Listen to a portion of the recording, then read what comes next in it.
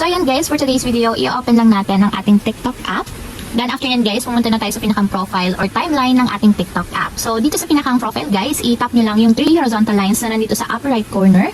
And then may mapapop up na option. So ang itatap naman natin dito is yung settings and privacy. So dito naman sa settings and privacy guys, i-scroll up lang natin.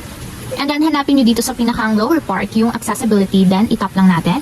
And ayan guys, dito sa accessibility, hanapin nyo yung text size na nandito sa pinakang ibabaw or unahan ng accessibility. So tap lang natin. And dito guys, pwede nyo nang i-adjust yung ating text size. So ang gagawin nyo lang para ma-adjust is i-drag lang natin yung text size. Katulad nito. And kung makikita nyo naman, kapag dinadrag ko siya papunta sa may right, lumalaki yung size niya.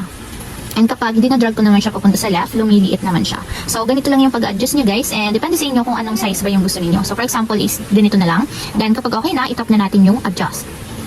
And then may pop up ulit, tap ulit natin yung adjust. And ayan guys, kung mapapansin nyo, nagbago na yung text size sa ating TikTok app.